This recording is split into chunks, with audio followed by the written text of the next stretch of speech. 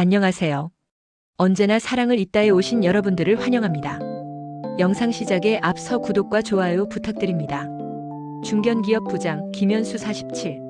사람들은 흔히 닳고 다른 넥타이 부대원으로 그를 규정했지만 그는 평일 오후의 산행을 통해 자신만의 활기를 충전하는 건강한 중년이었다. 햇볕이 잘 드는 남양의 얕은 야산을 홀로 오르는 것은 그에게 단순한 운동을 넘어선 명상이었다. 늦가을의 정취가 물씬 풍기는 11월, 마른 낙엽이 바스락거리는 소리를 벗삼아 그는 가벼운 발걸음으로 산을 오르고 있었다. 그날도 어김없이 등산로를 따라 걷던 중이었다. 인적이 뜸한 숲길 모퉁이를 돌았을 때 갑작스러운 상황이 벌어졌다. 어이쿠! 작은 비명과 함께 한 여인이 돌부리에 걸려 넘어지는 모습이 그의 시야에 들어왔다. 현수는 반사적으로 걸음을 멈추고 다가갔다. 검은색 등산복 차림의 그녀는 엎드린 채 왼쪽 발목을 감싸 쥐고 있었다. 괜찮으십니까? 어디 다치신 것 같은데. 현수가 걱정스러운 목소리로 묻자 여인은 몸을 일으키려 애쓰며 고개를 들었다. 마스크 아래로 언뜻 보이는 얼굴이었지만 곧은 눈매가 인상적이었다. 그녀는 살짝 찌푸린 표정이었지만 이내 엷은 미소를 지으며 말했다. 아, 네. 괜찮아요. 살짝 삐끗한 것 같아요. 돌이 갑자기 안 보여서. 아니, 발목을 짚고 계신데요. 혼자 움직일 수 있겠어요? 병원에 가보셔야 하는 것 아닌가요? 정말 괜찮아요. 조금 쉬었다가 천천히 내려가면 될 것 같아요. 심한 건 아니에요. 그녀는 최지윤 43이라고 했다. 전업주부인 그녀 역시 현수처럼 산을 좋아해 홀로 산행을 즐긴다고 했다. 지윤의 목소리에는 단호함이 섞여 있었다. 현수는 그녀의 괜찮다는 말에 더 이상 붙잡고 늘어지는 것이 신뢰라고 생각했다. 그는 혹시 모를 상황에 대비해 가방에 있던 작은 구급약통을 꺼내 지윤에게 건넸다. 혹시 모르니 여기에 소독솜이랑 파스 있습니다. 필요하시면 쓰세요. 저는 정상까지 다녀오겠습니다. 조심해서 내려가세요. 아, 감사합니다. 안녕히 가세요. 지윤은 고개를 꾸벅 숙였고 현수는 그녀에게 재차 조심하라는 당부를 남긴 채 산행을 계속했다. 현수는 평소대로 정상에 올라 땀을 식히고 맑은 가을 공기를 깊숙이 들이마셨다. 그러나 마음 한구석이 영 불편했다. 발목을 삐끗했다던 그 여인 지윤 때문이었다. 정말 괜찮다고는 했지만 걸음을 멈추지 않고 계속 산을 타는 것이 맞는지 계속해서 의문이 들었다. 혹시나 하는 마음에 그는 하산하는 길에 그녀를 만났던 그 자리에서 잠시 멈춰 서기로 했다. 30여 분 후 현수가 하산하는 길에 그 자리에 다시 도착했을 때 그의 예상은 빗나가지 않았다. 지윤은 아까 그 자리 등산로 옆에 작은 쉼터 바위에 여전히 앉아 있었다. 그녀는 현수가 건넨 파스를 발목에 붙이고 있었지만 표정은 아까보다 더 안 좋아 보였다. 옆에는 구급약통이 놓여 있었다. 아니, 아직 여기 계셨어요? 왜 아직? 괜찮으신 거예요? 현수가 당황과 걱정이 뒤섞인 목소리로 물었다. 지윤은 놀란 듯 고개를 들더니 현수를 발견하고는 쑥스러운 미소를 지었다. 아, 부장님. 다시 오실 줄은 몰랐네요. 죄송해요. 죄송할 게 뭐가 있습니까? 그런데 왜 아직 안 내려가셨어요? 혼자 걷기 힘드시죠? 지윤은 잠시 망설이더니 솔직하게 털어놓았다. 네. 아까는 괜찮다고 했는데 조금 움직여보니 생각보다 많이 삔 것 같아요. 지팡이 삼을 만한 나무를 찾으려고 했는데 마땅한 게 없어서 그냥 여기에 앉아 조금 더 쉴까 했어요. 그녀의 발목은 부어 있었고 얼굴에는 통증의 흔적이 역력했다. 현수는 더 이상 지체할 수 없다고 판단했다.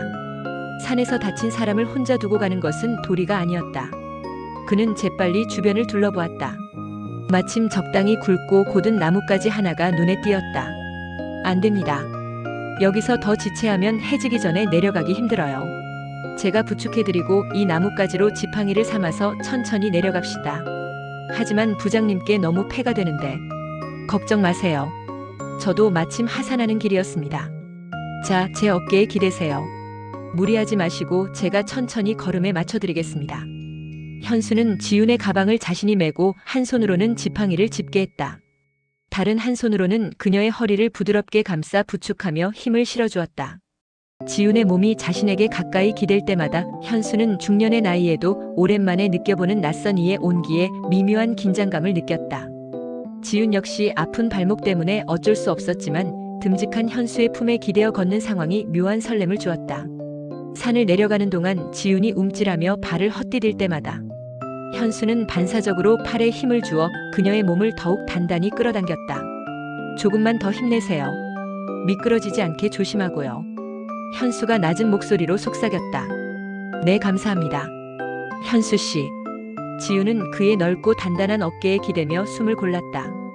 그녀의 가는 허리가 그의 팔에 닿을 때마다 현수는 이것이 단순한 구호 활동을 넘어 서로의 영역에 발을 들여놓는 순간임을 깨달았다. 두 사람은 서로의 체온과 숨소리를 느끼며 아주 느리고 조심스럽게 산을 내려가기 시작했다. 이 가까운 밀착은 두 사람 사이에 언어 이상의 교감을 만들었다. 현수는 지훈을 책임지고 안전하게 내려줘야 한다는 의무감 속에서 미처 예상치 못한 감정의 변화를 느꼈고, 지훈은 이 낯선 남자의 든든함에 의지하며 이 인연이 여기서 끝나지 않았으면 좋겠다는 희미한 기대를 품었다. 두 사람의 낯선 동행은 그렇게 다음 만남을 기약하는 끈을 은연중에 엮어내며 시작된 것이다. 지훈은 현수의 굳건한 어깨에 몸을 의지하며 한 걸음씩 내디뎠다.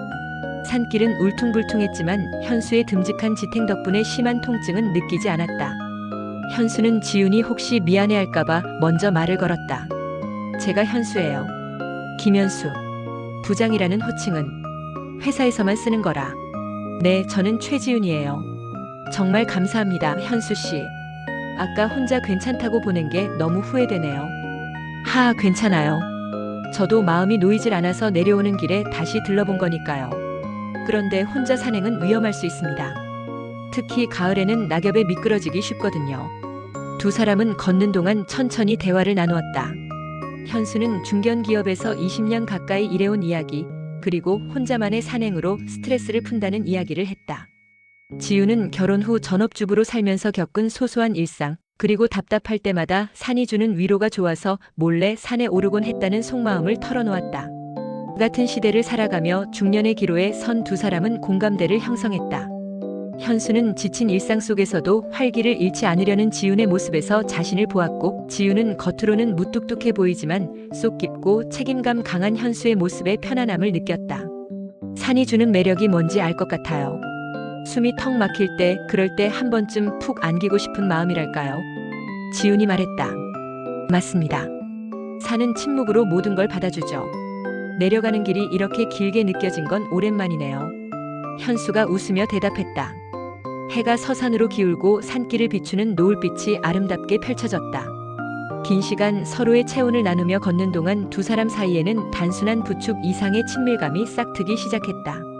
늦가을의 정취 속에서 낯선 이방인이었던 두 사람은 어느덧 서로의 삶을 공유하는 가까운 존재가 되어가고 있었다. 마침내 하산 완료 지점에 도착했을 때 지훈의 차가 있는 곳까지 가는 짧은 평지조차 그녀에게는 힘들어 보였다. 현수는 지훈을 차까지 부축해준 후 재차 병원에 꼭 가보라고 신신당부했다. 저 때문에 오늘 산행을 망치셨네요. 정말 미안하고 고맙습니다, 현수 씨. 나중에 꼭 연락드리겠습니다. 지훈은 명함을 건네려 했지만 현수는 손사래를 쳤다. 괜찮습니다. 저는 그냥 지나가는 등산객이었을 뿐입니다. 연락처는 굳이 필요할까요? 현수는 본능적으로 선의가 복잡한 관계로 얽히는 것을 피하고 싶었다. 중년의 그는 불필요한 인연의 짐을 지는 것에 익숙하지 않았다. 그러나 지훈은 달랐다. 그녀는 주섬주섬 자신의 지갑에서 명함 대신 메모지에 자신의 전화번호를 적었다. 제 마음이 편해야 해요. 현수 씨 덕분에 무사히 내려왔으니까요. 치료 잘 받고 나면 꼭 다시 뵙고 점심이라도 대접하고 싶어요. 현수는 결국 그녀가 건넨 메모지를 받아들었다. 그 작은 종이 조각에는 이름과 전화번호, 그리고 그녀의 진심 어린 감사가 담겨 있었다. 그날 이후 현수는 다시 평범한 일상으로 돌아갔다. 바쁜 회사 생활 속에서 지훈과의 산행은 마치 꿈결 같은 짧은 에피소드로 남는 듯했다. 그는 그 메모지를 지갑 깊숙한 곳에 넣어두고 잊은 채 지냈다. 일주일 후, 현수가 퇴근 후 집에서 쉬고 있을 때 모르는 번호로 문자 메시지가 도착했다. 발목이 퉁퉁 부은 이모티콘. 현수 씨, 저 지훈이에요. 발목 물리치료 잘 받고 있어요. 덕분에 무사히 잘 지내고 있습니다. 정말 고마워요. 혹시 괜찮으시면 이번 주말에 제가 식사 대접해도 될까요? 현수는 문자를 읽는 순간 묘한 미소를 지었다. 그녀의 연락이 올 줄 몰랐던 것은 아니지만 막상 문자를 받으니 마음 한쪽이 따뜻해지는 것을 느꼈다. 그는 지훈의 연락이 자신이 행한 선의에 대한 보답 이상의 의미를 가질 수도 있음을 직감했다. 현수는 잠시 망설였다. 중년의 삶에 갑작스럽게 등장한 이 인연이 부담스럽지 않을까? 하지만 곧 그는 고개를 저었다. 산에서 시작된 순수한 호의가 새로운 관계를 맺는 자연스러운 연결고리가 될 수도 있지 않을까? 그는 짧게 답장했다. 지훈 씨, 몸은 좀 괜찮으세요? 다행입니다. 주말 점심 좋습니다. 제가 다시 산에 오르기 전 지훈 씨와 함께 평지라도 걷고 싶네요. 며칠 후 현수는 지훈과 도심 속의 한적한 레스토랑에서 마주 앉았다. 그녀는 그때보다 훨씬 밝고 건강한 모습이었다. 두 사람은 산에서의 일과 그 후의 일상을 이야기하며 즐거운 시간을 보냈다. 처음에는 불편했던 부축이라는 스킨십이 이제는 서로에 대한 존중과 호감으로 바뀌어 있었다.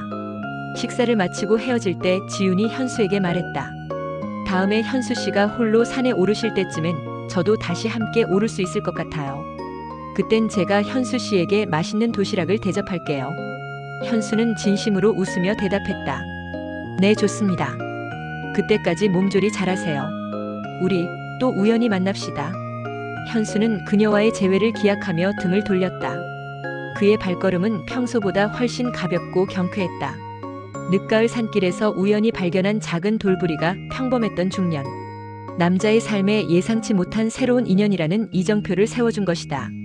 현수는 앞으로의 산행이 그리고 그의 삶이 이전과는 조금 달라질 것임을 예감하며 하늘을 올려다보았다. 그의 얼굴에는 산행의 활기만큼이나 밝은 새로운 기대감이 감돌았다.